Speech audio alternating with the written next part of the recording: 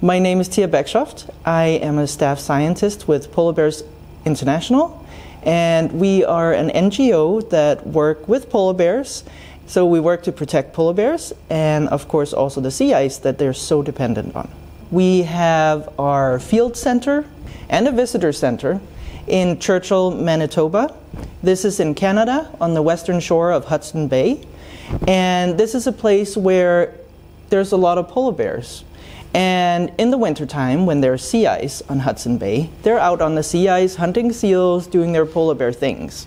But in the fall, well, over the summer and the fall, they come onto land because Hudson Bay is somewhere where the ice disappears completely from late spring and until early fall or even early winter. Yeah? And so while the bears are on land waiting for the sea ice to come back, we usually go out and see them in what is called tundra buggies. And you can think of those as an American school bus, but on monster truck wheels. Yeah?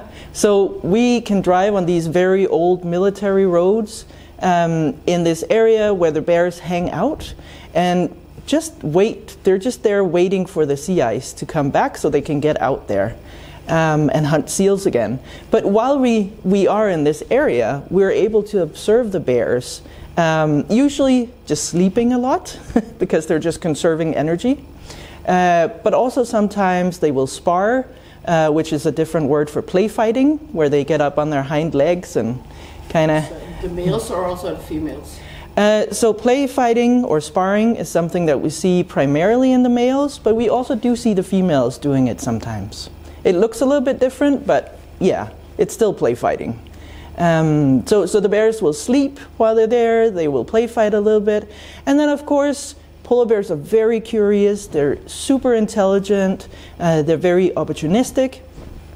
So while they're on land, if they see something that looks different or interesting and could maybe be a bite of food, they will definitely investigate. Yeah? So sometimes you see really interesting things. You also see them eat alternative food resources, if you will. So you see them eating kelp, the large algae that washes up on the shore. I have seen a polar bear female who was catching voles. They're these little mice creatures, they're about this big, and she had specialized in catching them, which just looked amazing. We see them grazing, we see them eat berries, because polar bears, while they're on land, they are fasting. Yeah? So while they're on land, they're losing about 1 kilo per day in body weight.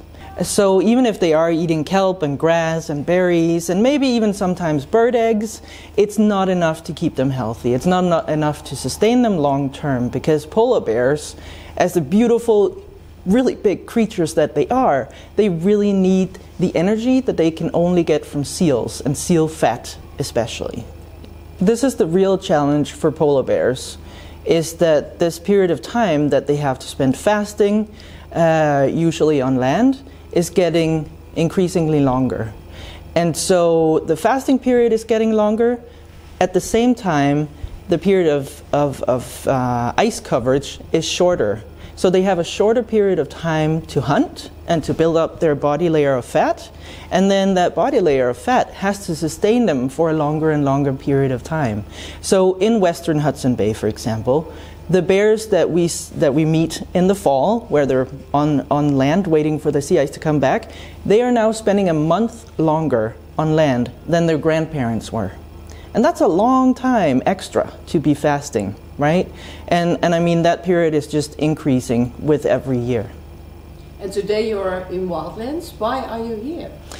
Well, WILDLANDS is a very unique place. And as you know, you have several polar bears. And actually, WILDLANDS just became our newest Arctic Ambassador Center, and that means that we have a very close collaboration with this institution about polar bears, about the polar bears that you see here, but also polar bears in the wild. And why is this collaboration so important to you? So the collaboration between Polar Bears International and our Arctic Ambassador Centers is incredibly important for lots of different reasons. But but one of them is outreach. So a lot of people come to zoos and they want to learn about the animals they see. They want to know how they can help them. Zoological institutions in general just have an enormous potential for outreach because so many people come through your doors every day, right? So in our collaboration with WILDLANDS, we are of course hoping that we can help educate the public on polar bears, on climate change, and especially on climate change solutions, because there's so much we can do. Yeah. And then of course we're also hoping to inspire people about the polar bears and the Arctic, and for people to know why they should care. The second reason why we really appreciate working with zoos and aquariums is that you have a unique opportunity to help us learn more about polar bears in the wild. Because polar bears in the wild are very hard to get your hands on. And especially it's really difficult to get the same bear multiple times. So when we do research with polar bears in the wild, we usually just get a snapshot. So we just get a point in time where we see them and where we can, for example, take a blood sample or look at their body condition. But in zoos, you see the bears every day. And you can get continuous information about their weight, about their blood levels, all sorts of different things.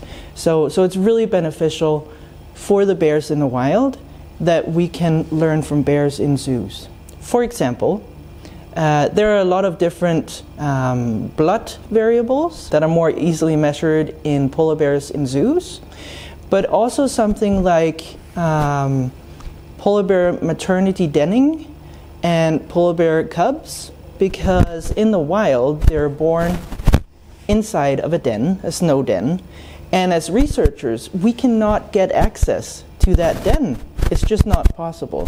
So here is somewhere where zoos can really give us unique information about polar bears and about how they are in the wild and how we can best protect them and protect that next generation of polar bears. Polar bears are big and strong and beautiful and intelligent, and it's very difficult to imagine that we could be a threat to them. But in fact we are, because with our use of fossil energy and with all the heat-trapping gases that we're emitting, all the CO2 gases, we are in fact heating up the globe. And one of the effects of that, of course, is that the sea ice is melting. We all know that polar bears are threatened because of climate change. However, we also know that we have all the knowledge and all the solutions that we need to turn this around. So when you leave here, please start thinking about who you're electing as your leaders, but also what you can do in your community to make that shift to renewable resources for everything that you need energy for. So start working with your peers, with your friends, with your colleagues, and make sure that the energy you use in your everyday life comes from renewable resources. I mean, it's wonderful to do recycling and to not turn your heat up so high and all of this, but what we really need to change is on a much larger scale. And we know what we have to do. We just need to have the people who also prioritize doing it.